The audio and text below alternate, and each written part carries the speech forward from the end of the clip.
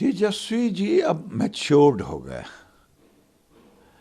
वो उन लोगों की तरह नहीं है जो बातों को खोल दें और पर्दा को बेपर्दा कर दें।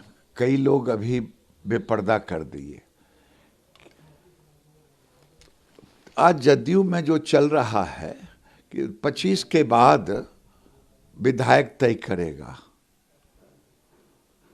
और जो अंदर खाने में जदयू की बातें हुई थी, अब लालू जी स्वस्थ होके आ गए हैं, तो नीतीश जी की आत्मा तो कह रहा होगा कि बजट के साथ ही उनको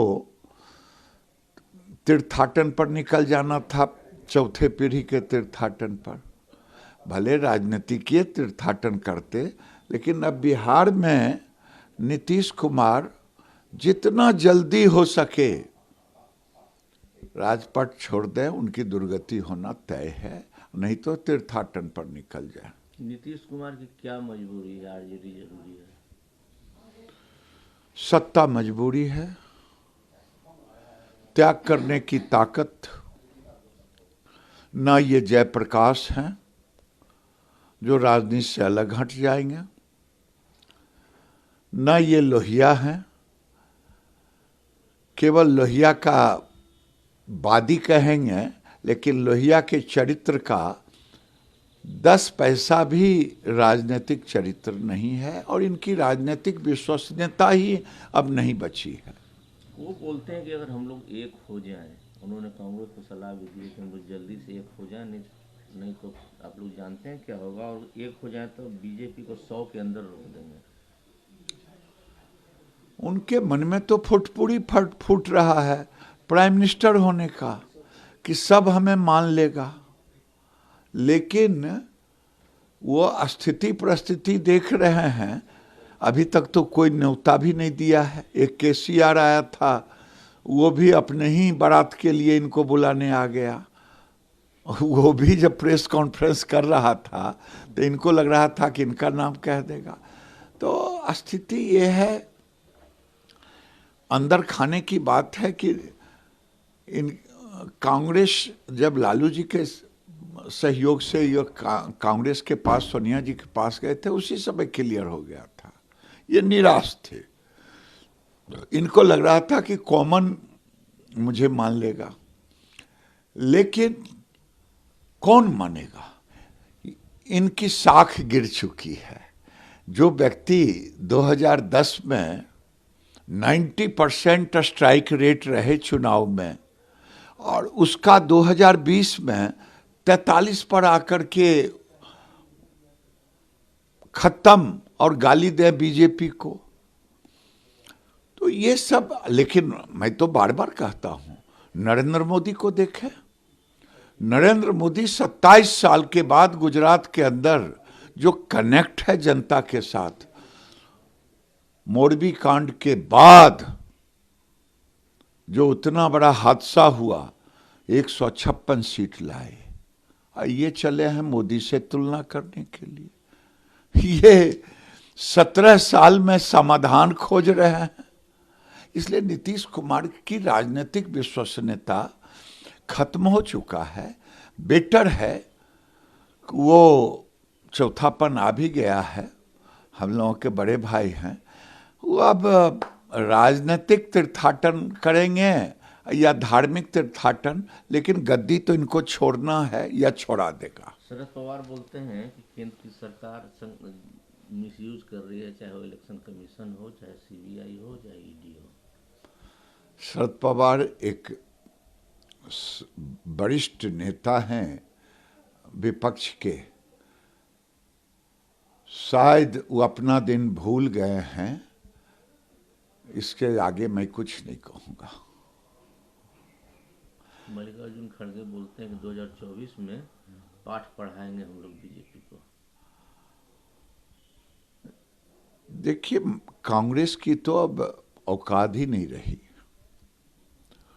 चाहे वो यात्रा कर ले, चाहे मोदी को गाली दे दे, कांग्रेस की विश्वसनीयता गिर गई है। चाहे बिहार में देखिए, अगर वो आरजेडी का पल्लू नहीं पकड़ा होता तो क्या बिहार में कोई उसकी वक़्त थी? देश के अंदर वही स्थिति है। कांग्रेस अपना को स्टेटस कर ले, स्टेटस को, जिसको को स्टेटस को, तो कांग्रेस के लिए बहुत बड़ी उपलब्धि होगी। राहुल गांधी का जो यात्रा, आपको लगता है कि उसका फायदा 2024 में उनको मिलेगा?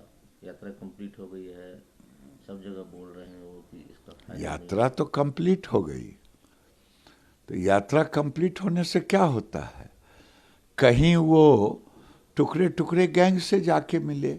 दक्षिण भारत में उन पादरियों के पास गए जो हिंदू विरोधी था।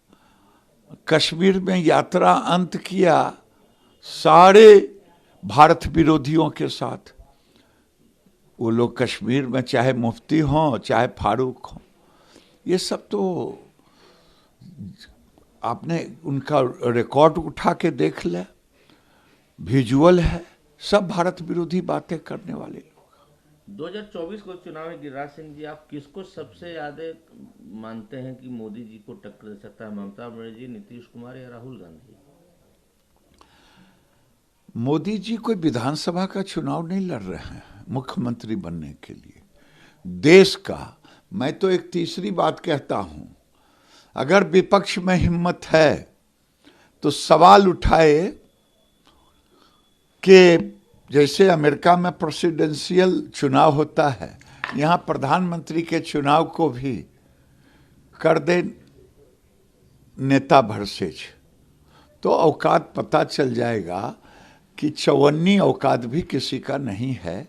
अब ये लोग मैथमेटिक्स पढ़ रहे हैं मास्टर की तरह, जिसके 4 बच्चे थे 5 बच्चे, नदी पार करना था, एवरेज निकाल रहे थे और बच्चे सब डूब गए एक छोड़ करके। तो ये एवरेज निकाल रहे हैं, फल्ला का यहाँ, फल्ला का उस राज्य में गुडविल, फल्ला का उस राज्य में गुडविल।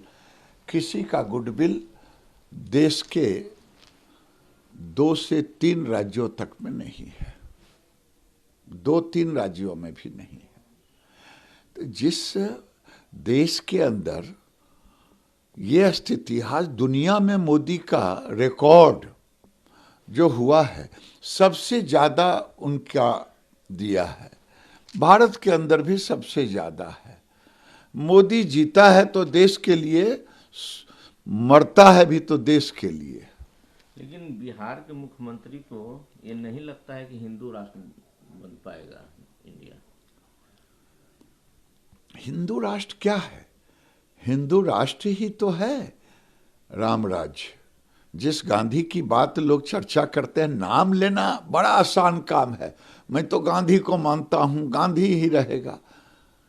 अरे गांधी भी तो हे राम कहा था मरने के समय।